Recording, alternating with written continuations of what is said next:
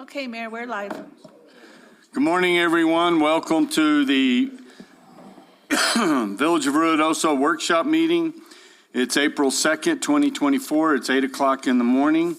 And if you'll join me for a moment of silence, and then we'll do the pledge.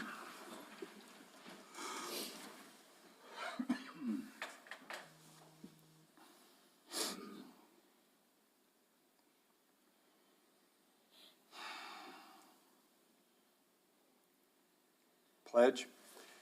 I pledge allegiance to the flag of the United States of America and to the republic for which it stands, one nation, under God, indivisible, with liberty and justice for all. I salute the flag of the state of New Mexico, the Zia symbol of perfect friendship among united cultures. All right. I don't know what's going on with my computer. This is why you should always get to your meetings about 20 minutes early, so you don't have issues. Good morning, everyone. We'll get started this morning. We don't have a long agenda, so we'll have a roll call. Go ahead and call the roll. Mayor Crawford? Here. Counselor Eby? Here. Counselor Letterman? Here. Counselor Salas? Here. Counselor Hooker? Here. Counselor Jackson? Here. Counselor Corey? Here. All right. Thank you, everybody.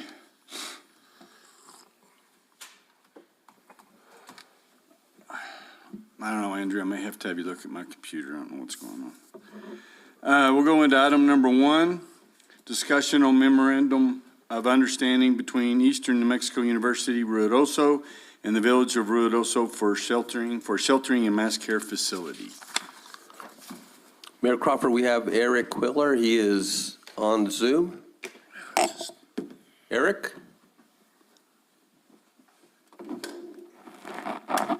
Good morning, Eric. Morning.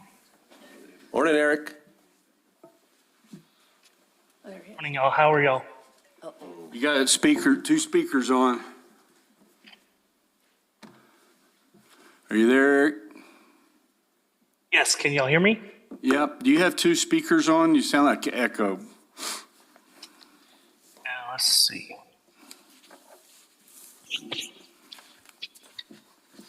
How about now? Can y'all hear me better? Not really. Echoing.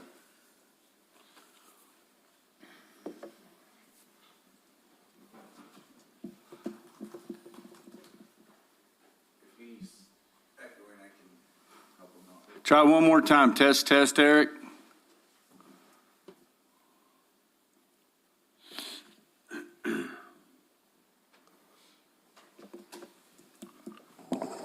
Eric, try one more time, and if not, I can help you out here.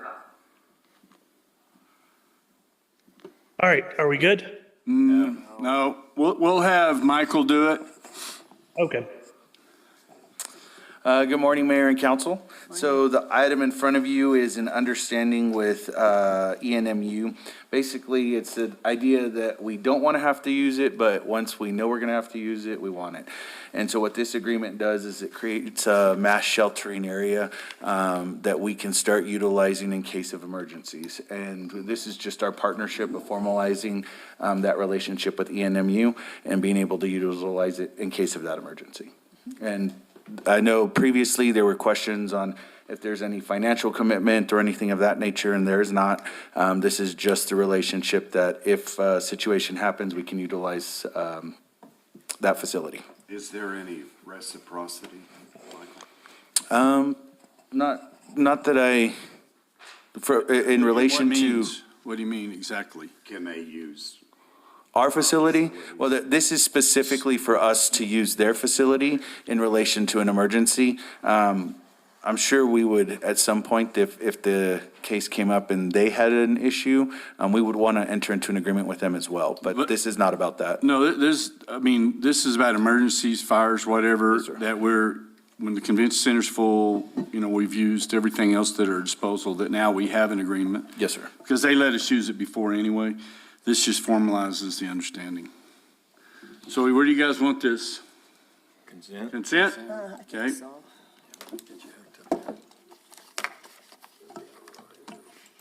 You have any luck over there, Andrew? Okay. Item number 2, thank you.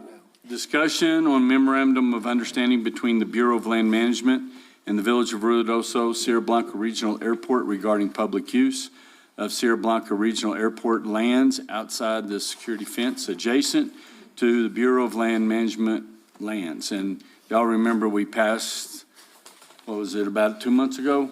And then so we're tightening this up a little bit, so go right ahead, Mr. Lee Baker. Good morning. How are y'all today? Good morning. Thank you. All right. They had sent me this MOU, the Bureau of Land Management did, a few months ago.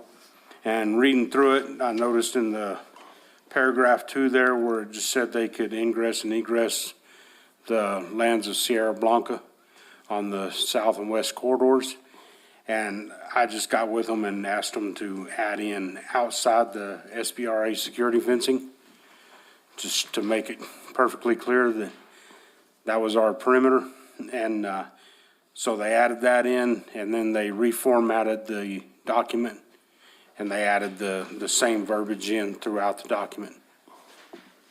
Okay, does anybody else have any questions? So, for reference, because it's been a couple of decades that I've been in those trails back there, the south side, and he provided us maps on there, and that's what I was kind of concerned where some of the roads, they really, once they put the perimeter fence up there, Lee, there's no access anywhere or no open gate, right? No, sir, there's not. Okay. Because that's what I was wanting to make sure, because now looking on here, there shows a couple of trails going right through that south side, and then as well as on the east side. I didn't realize we crossed over a Devil Canyon Road on that corner, but that's good to have. But that was the only concern I had, Mayor, about it was, making sure that BLM is okay with us cutting off their trail and stuff like that, or if they've redone them since the map has been done. They didn't seem to have an issue with it. No, they didn't. So we're all good on that. From Maybe they'll- talking to the guy at the BLM, the trails and stuff were already established. Right. And so, like I say, the only difference in this and the original one was putting it to where they can't enter our fencing. Right, and that was my point, if it was open up to the public before, now we're saying they can't go into there. Well, they can, the property around the fencing, they can still ingress and egress. Right.